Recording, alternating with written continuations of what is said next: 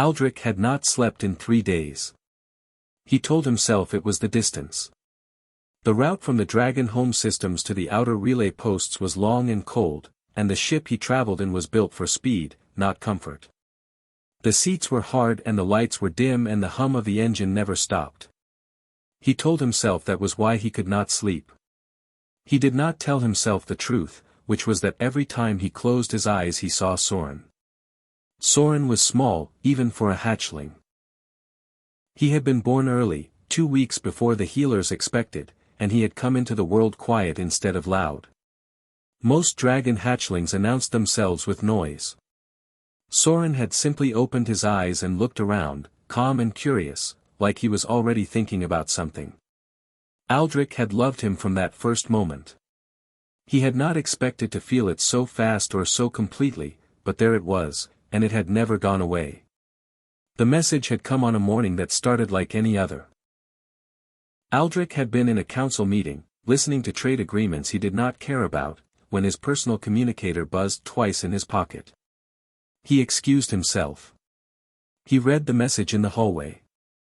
He stood very still for a long time after that. Soren had collapsed during the transfer. The illness moved fast. The human medics at Relay Post Kenna 7 had taken him in immediately and done everything they could. The dragon healers who sent the message used careful words, the kind people use when they are trying to soften something that cannot be softened. They said the hatchling was receiving care. They said the situation was being monitored closely. They did not say he would be fine. They were very careful not to say that. Aldrich knew what the pale fade was. Every dragon parent knew.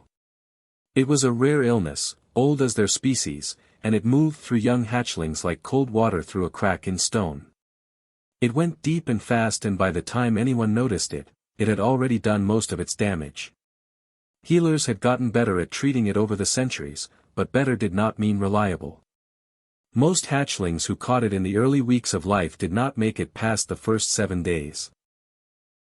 Soren had been sick for 4 days when Aldrich received the message. He left the council meeting without explanation. He was on a ship within the hour. The flight took 3 weeks. 3 weeks of narrow corridors and recycled air and the endless hum of engines pushing through empty space.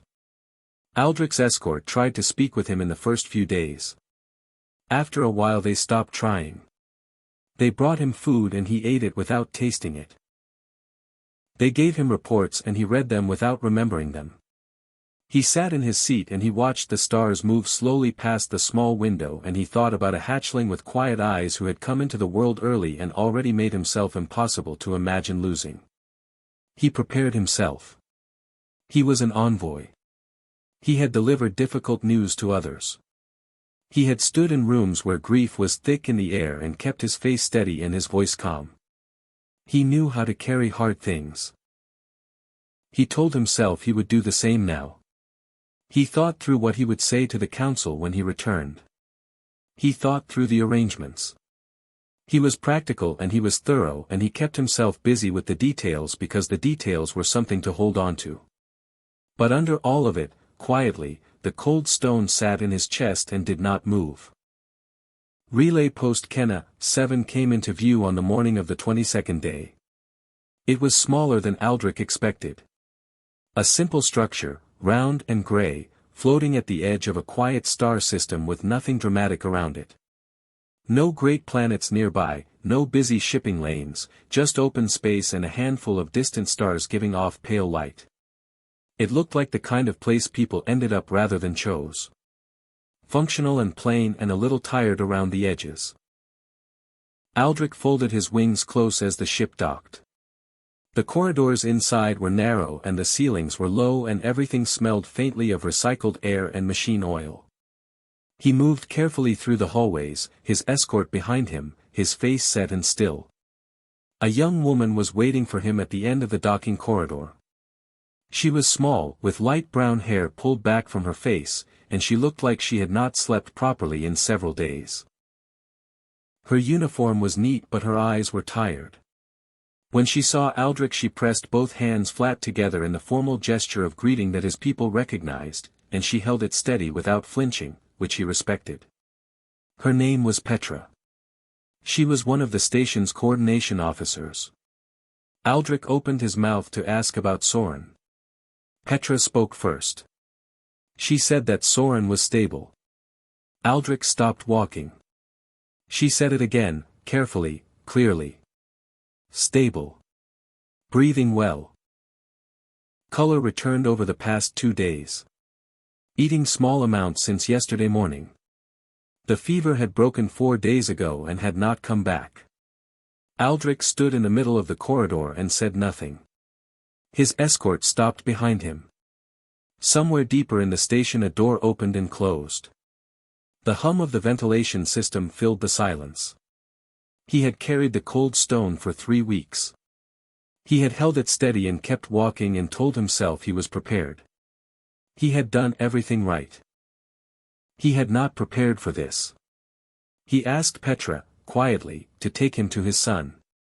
She nodded and turned and walked, and he followed her, and he did not speak again. Petra walked quickly. Aldrich noticed that about her. She did not dawdle or pause or look back to check if he was keeping up. She moved through the station corridors like someone who had made this particular walk many times over the past few weeks and knew every turn by memory. Left at the junction near the storage bay. Right past the engineering room. Straight through the long corridor where the lights buzzed faintly overhead. She had done this before. Aldrich wondered how many times she had walked this same path since Soren arrived. He followed her in silence. The station felt quieter the deeper they went. The outer corridors had a few workers moving around, carrying equipment, talking in low voices, glancing at Aldrich with wide eyes and quickly looking away. But the inner section was still. The air felt different here. Softer somehow. Less like a working station and more like a place where people came to rest. The medical wing was at the end of a short hallway marked with simple white signs. The doors were plain and gray like everything else on the station, but someone had placed a small plant on the floor beside the entrance. It was a real plant, not artificial, with round green leaves and a single small flower that had gone slightly pale from the recycled indoor light. Aldrich looked at it as Petra stopped in front of the door. He did not know why someone had put it there, but it made the place feel less cold. Petra put her hand on the door. She paused for just a moment and looked at Aldrich. There was something in her expression that he could not quite read. Not pity. Not nervousness. Something quieter than both of those things. She held his gaze for 1 second and then pushed the door open slowly, without a sound, and stepped aside. Aldrich walked in. The room was small. There were 4 beds arranged along the walls, simple and narrow, with pale blue coverings. Medical equipment stood along one side, screens showing slow steady lines, machines blinking in calm rhythms. A window on the far wall let in a thin stripe of artificial light from the corridor outside. Everything was clean and orderly and very still. Aldrich's eyes went immediately to the bed in the far left corner. He stopped breathing. Soren was there. Alive and real and present in a way that Aldrich had spent 3 weeks trying not to hope for. The hatchling was curled in a loose, comfortable shape on the chest of a human man who was sleeping in the bed with his head tipped slightly to one side and his arms resting at his sides. Soren rose and fell with every slow breath the man took. Up and down. Up and down. Steady and calm and unhurried. Aldrich stood in the doorway and could not move. Soren's color was good. That was the first thing a dragon parent checked, and Aldrich checked it now without thinking. The hatchling scales, which had been described in the medical reports as dull and pale from the fever, were warm and deep again, the natural dark green of his family line showing through clearly. His small wings were folded loosely against his back. His claws, tiny and curved, were hooked gently into the fabric of the human's shirt, not gripping hard, just resting there, the way a hatchling holds onto something when it feels safe enough to sleep without worry. His face was calm. Aldrich had not seen Soren's face calm in any of the images the medics had sent during the first 2 weeks. In those images the hatchling always looked tight and uncomfortable even in sleep, the way young creatures look when their bodies are fighting something they do not have the strength for. Now he looked like a hatchling who had eaten well and been held close and had nothing in the world to be afraid of. Aldrich looked at the human. The man was not young but not old either. Somewhere in the middle, with dark circles under his eyes that spoke of many late nights and a face that was relaxed in sleep but had the kind of lines around it that came from years of paying close attention to things. He was wearing a plain medic's shirt, wrinkled from long wear, with Soren sitting directly over his heart. One slow breath. Then another. The man did not stir. A nurse appeared quietly at Aldrich's elbow. She was young, with red hair and careful eyes, and she spoke in a low voice so as not to wake anyone. She said the man's name was Grant. She said he was one of the station's senior medics. She said that when Soren's fever was at its worst, nothing the machines did seemed to settle the hatchling enough to rest, and rest was what he needed more than anything. Soren kept moving, kept reaching, kept pulling toward warmth and sound. He was too small and too weak to be moving that much. It was making everything worse. Grant had stayed past the end of his shift the first night. Then past the end of his shift the second night. By the third night he had stopped going back to his quarters at all. He slept in the chair beside the bed first. Then on a cot he pulled close. Then one night, when nothing else was working and Soren would not stop reaching, Grant had simply picked the hatchling up and held him against his chest and the hatchling had gone still within minutes. After that, Grant stayed. Every night. Every morning. He ate his meals in the room and did his reports from the chair beside the bed, and when Soren needed to be held he held him without being asked. Aldrich looked at his son sleeping on this human's chest. He looked for a long time. Then, very quietly, so that no one in the room would see, he pressed one large hand briefly over his own chest, where the cold stone had been sitting for 3 weeks. It was gone. Grant woke slowly. It happened the way it always did after a long night in the medical wing. First the sounds came back.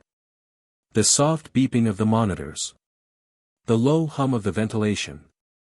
The quiet rhythm of the station doing what stations do without anyone asking. Then the light came, pale and steady through the corridor window. Then the weight on his chest, small and warm and completely still, which had become so familiar over the past 3 weeks that waking up without it would have felt wrong. He opened his eyes. There was a dragon standing in the room. Grant sat up fast. Too fast. Soren shifted on his chest and made a small unhappy sound, and Grant automatically brought one hand up to steady the hatchling before his brain had fully caught up with what his eyes were seeing. He got his feet on the floor and stood carefully, keeping Soren supported against him, and then he looked properly at the figure standing near the doorway and felt his stomach drop in a very specific way. The dragon was enormous. Even in a room with reasonably high ceilings for the station, this one filled the space in a way that made everything around him look smaller than it actually was.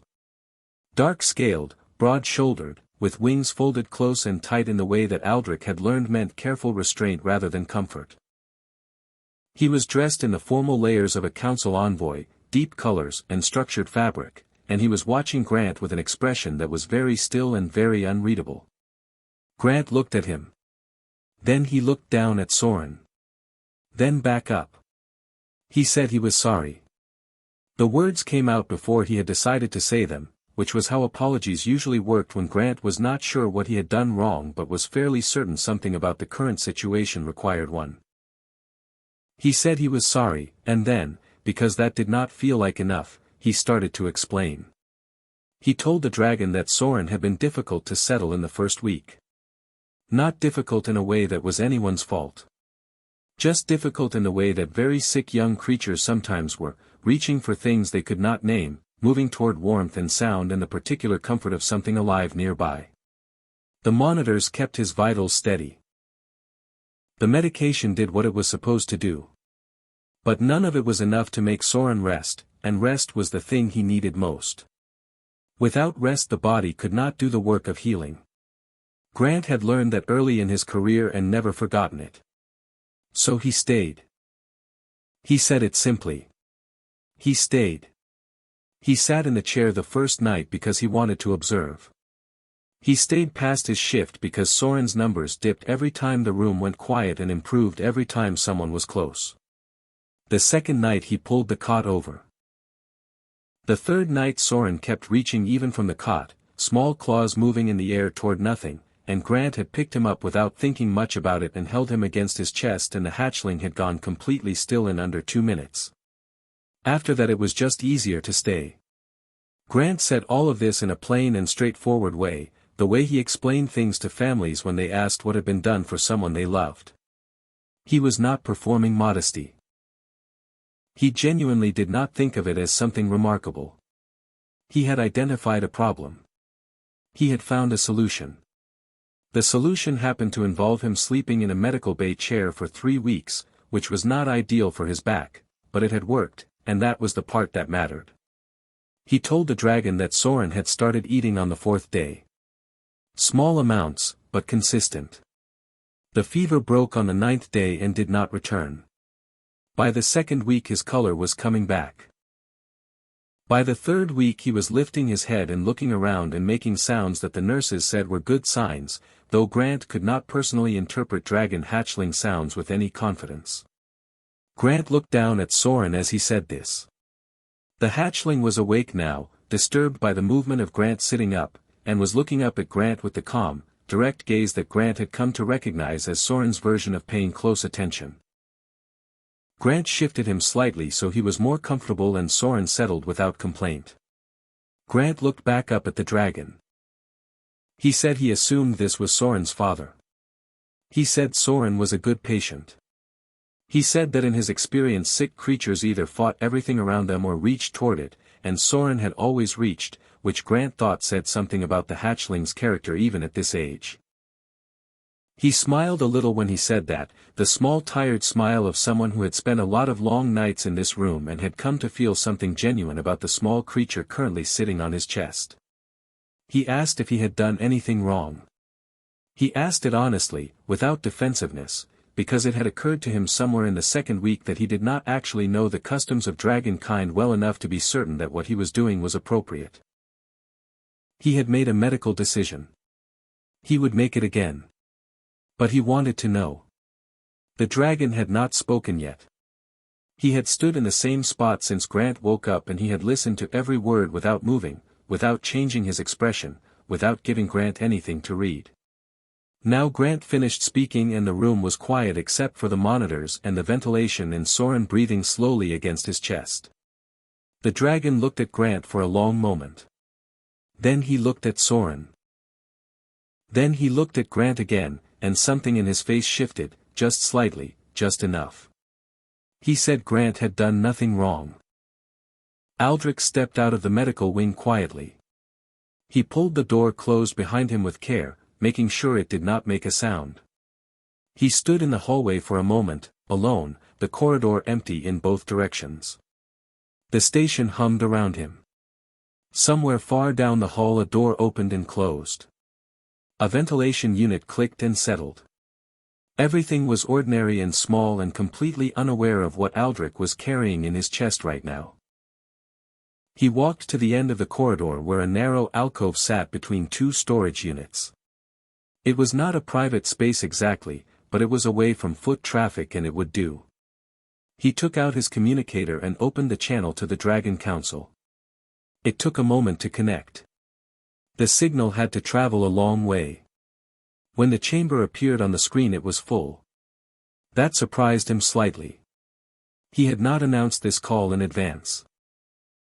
But the council had been monitoring the situation with Soren since the beginning and it seemed word had moved faster than he had. 7 elder faces looked back at him from the screen, arranged in the curved formation of a formal session.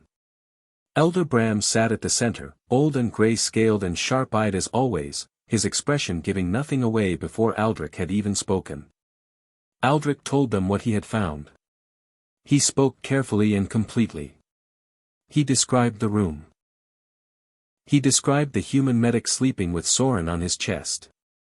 He described the hatchling's color and breathing and the way Soren's claws rested in the fabric of the man's shirt without tension, the way a hatchling rested only when it felt entirely safe. He described what the nurse had told him and then what Grant himself had said. He left nothing out and he did not add anything that was not true. When he finished speaking, the council chamber was silent. Not the silence of people waiting for more information. Not the silence of people thinking about what to say next. It was the particular silence that falls when something lands on a room all at once and everyone in it needs a moment before they can speak. Aldrich had been in enough council sessions to know the difference. He waited. Elder Bram spoke first. He said one word. He said the old word, the one from the ancient language that most dragons only heard in formal ceremonies or in the histories. Aldrich knew the word. Every dragon knew it. It meant the one who keeps the heartbeat close. It was the word used for a bonded guardian in the oldest texts, the ones written before dragon kind had space travel or councils or any of the structures they now took for granted. Back when the world was simpler and the ways of caring for the young were written into law because they mattered more than almost anything else. Among dragon kind, the heartbeat was not a small thing. It went back further than anyone could trace exactly. Dragon hatchlings in their earliest weeks were fragile in a specific way that had nothing to do with physical health. They needed proximity. They needed the sound and warmth of a living body close to them during the night hours, when their own systems were working hardest to grow and stabilize. A hatchling that was held close through the night healed faster, grew stronger, bonded more securely to the world around it. Dragon healers had known this for thousands of years. But it was more than medicine. To hold an heir through the night, to share your warmth and your heartbeat with a young dragon during its most vulnerable hours, was considered an act of profound commitment. It was what a parent did. It was what a bonded guardian did. Dragon law had recognized it as such for so long that the recognition was no longer even debated. It was simply true. The act itself carried weight regardless of who performed it or what they understood about what they were doing. Grant had not known any of this. That was the part that settled over the council chamber like something heavy and soft at the same time. The human had not known. He had not studied dragon custom or read the old texts or been told what the act would mean. He had seen a sick hatchling reaching toward warmth and he had provided warmth. He had seen a creature that needed a heartbeat close and he had given his own. For 3 weeks. Without being asked. Without expecting anything in return. Without even framing it in his own mind as something significant. He had done it because the hatchling needed it. Dragon law was very clear on this point. Intent shaped many things in their legal traditions, but the heartbeat bond was not one of them. The bond was recognized by the act itself. This was written in the oldest codes and had never been revised because the elders who wrote it understood something important. A creature that gives warmth freely, without calculation, is exactly the kind of creature that deserves to be recognized for it. Elder Bram asked Aldrich what the human was like. Aldrich thought about Grant standing in the medical bay with Soren on his chest, apologizing before he knew if he had done anything wrong, explaining himself in plain simple words, asking honestly at the end whether he had made a mistake. He thought about the tired lines around the man's eyes and the wrinkled shirt and the way he had automatically steadied Soren before he was even fully awake. Aldrich told the council that the human was exactly what he appeared to be. Elder Bram nodded slowly. The other council members looked at each other. Another silence passed through the chamber, shorter this time, with a different quality to it. Not the silence of shock. The silence of people arriving at the same place from different directions and finding each other there. Elder Bram said that the law was the law. He said it simply and without drama, the way true things are usually said. Aldrich closed the channel and stood alone in the alcove for a moment. Then he turned and walked back toward the medical wing, and he already knew what he was going to say when he got there. Aldrich paused outside the medical wing door. Through the small window set into the door he could see the room clearly. Grant was sitting in the chair beside the bed, the same chair he had apparently occupied for most of the past 3 weeks, with Soren settled in the crook of his left arm. In his right hand Grant held a small bowl of warm broth, and he was dipping a tiny spoon into it and offering it to Soren with the kind of patient, unhurried motion that came from doing something many times until it became natural. Soren was eating slowly. Between each spoonful the hatchling looked up at Grant. Grant said something. Aldrich could not hear the words through the door, but he could see the shape of them, quiet and easy, the way someone talks when they are not trying to explain anything or teach anything, just filling the silence with something warm. Soren's tail moved in a slow contented arc. His ears were relaxed. His eyes were half closed. Aldrich watched this for a moment longer than he needed to. Then he pushed the door open and walked in. Grant looked up immediately. He had the alertness of someone who had spent weeks waking at small sounds, tuned to the room in a way that did not switch off easily. When he saw Aldrich he straightened slightly in the chair but did not stand, because standing would have disturbed Soren, and even now, with Soren's father in the room, Grant's first instinct was to keep the hatchling comfortable. Aldrich noticed that. He noticed everything about Grant very carefully now. The nurse who had been sitting at the far desk quietly gathered her things and left the room without being asked. Petra, who had followed Aldrich back to the wing, stepped just inside the doorway and stopped there. The room settled into a still and private quiet. Grant looked at Aldrich with the same honest open expression he had worn earlier. There was no performance in it. No attempt to seem more or less than he was. He was a tired man who had done a hard thing for a long time and was not entirely sure what happened next. He waited for Aldrich to speak. Aldrich walked to the center of the room and stood for a moment looking at his son. Soren had noticed him now. The hatchling was looking at Aldrich with wide curious eyes, the spoon forgotten, broth cooling in the bowl. Aldrich held the hatchling's gaze and felt the same thing he had felt when he first walked through the door earlier. Something full and quiet that did not have a simple name. He looked at Grant. He told Grant that among his people there were things written in the old law that most dragons knew by memory before they were grown. Rules about care. Rules about commitment. Rules about what it meant to take responsibility for something young and fragile and not yet able to protect itself.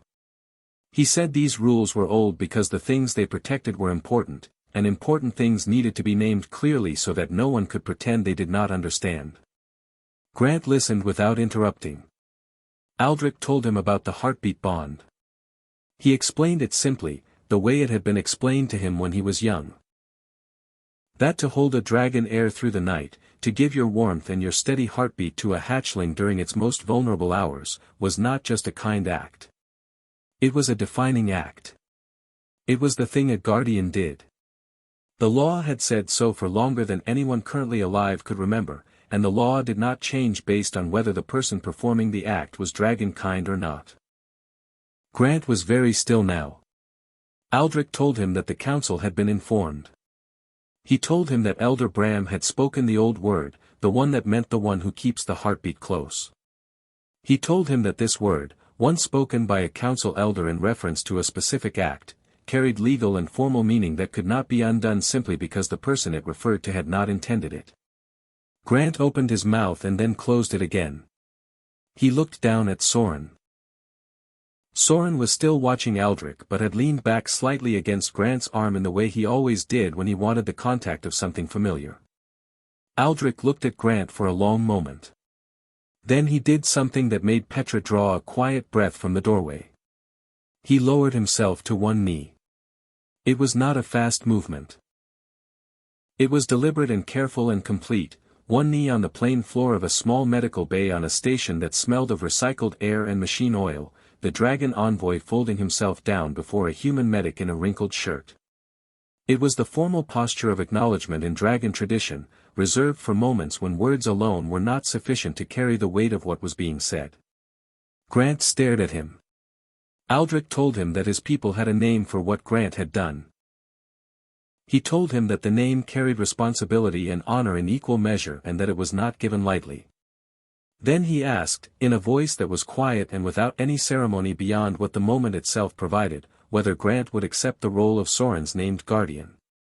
Not as an employee of the station. Not as a medic fulfilling a duty. Not as staff or a servant or a stranger doing a job. As family. The room was completely silent. Grant looked at Aldrich. Then he looked down at Soren. The hatchling looked back up at him with half-closed eyes and a slow-moving tail and the absolute trust of a small creature that had already made its decision weeks ago without needing to be asked. Grant looked back at Aldrich. He said yes. Soren made a small sound and pressed closer against Grant's arm, and the warm broth sat forgotten in the bowl, and outside the station window the stars were very still and very bright and completely indifferent to the fact that something had just changed in that small quiet room. But the people in the room knew. And that was enough.